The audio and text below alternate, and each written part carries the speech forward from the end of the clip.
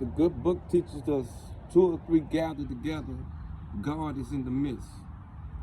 I forgot what he was talking about when I was in East Baton Rouge Parish prison. I didn't have a clue about what he meant by that statement. My Sundays was really different. You know, my Sundays I used to be able to, before anybody get up, I used to be able to fall on my knees and say my prayers. And I had to be reminded that when you fall on your knees in front of 1,000 men like that ain't got no God in them, they wouldn't have a clue what the fuck you doing. And I can remember the penitentiary games as I'm falling on my knees with my head bowed down and my eyes like this, and I'm praying to God, just give me a better day. The games they play to take the slippers off your feet while you praying to God and running. You know, I had to get used to that shit. And I didn't realize that church wasn't church in there.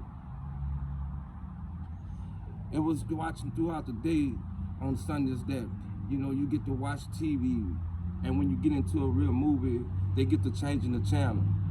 I had to deal with that. But I realized I put myself in a position where I had to deal with that. Them thoughts coming in my head saying, man, Martin, if you only would have listened to your mama, it probably would have turned out better.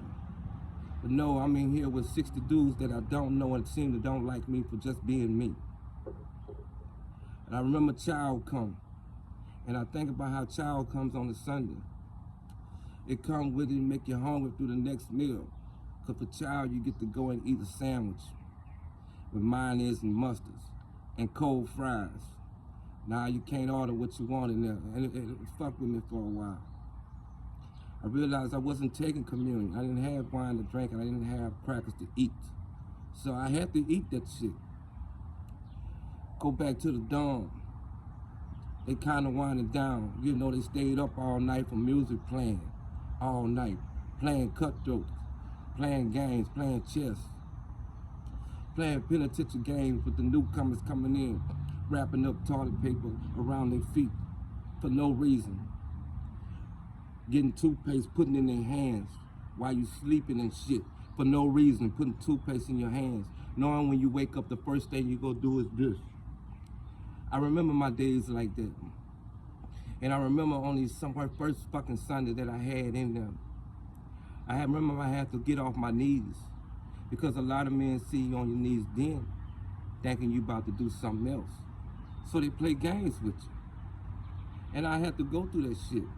I'm not saying every day I had was a bad day. I'm just saying I never had any good days. Dealing with this shit on Sundays, as the day folds, we come through road through third child. And I'm telling you, the third child is the meal that gotta last you because it come early normally than during the week. And you gotta make that shit last. Me not knowing that if I try to sneak some fucking food back there, I might get caught. Because I'm hungry in the nighttime. Shit real, based on the true stories. So as I'm walking through the line, getting ready to go back to the fucking till, to the fucking dorm, to the fucking line, Sergeant said, come here. He looking at me as he see the fucking meat sticking out my fucking pocket, shirt pocket as it is, wrapped around in toilet tissue. He said, stand right here. So as I stood right there on side of him, I'm looking at him tall as a mug and his hands real big. As I'm watching everybody that's on the fucking line with me go back to the line, and I'm still standing on side this man. And as I noticed, I was looking at him like this, and all of a sudden I get a bap in my face for stealing a fucking piece of chicken. And as he walked me to the fucking dorm, he grabbed me by my neck and he was walking with me. And he said, you won't eat this chicken here. And he threw the chicken on the ground, on the concrete, on the slab where we was walking on. He said, pick it up. I said, you want me to pick this chicken? He said, pick it up right. And I picked it up.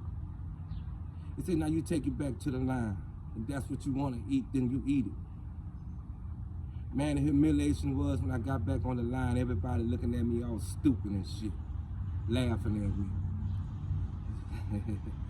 You know, it's the games that you play that's in your mind that make you think you could do the shit because you see other people do it. Again, I'm an inmate, and it is time to start to adapt into my environment. And whatever that meant, I still couldn't understand it for the love of God, because I always, every day, wanted to get up and go home. Man, I could tell you about the Mondays they rolled through, but every day seemed like the same day. But some days always seem to be worse. It's just on Monday morning, they wake you up, and they're waking you up about 5 o'clock. and they telling you to get up and get dressed. And as you're getting up and get dressed, you're looking at other inmates getting up, getting dressed too, as you know what I'm saying, they calling your name out for court. Me not knowing that my name on the docket to go to court for a city ticket that I gotta go downtown. My first trip on the bus ride was a smooth ride, but it's just the only thing, it wasn't the ride that I expected to have.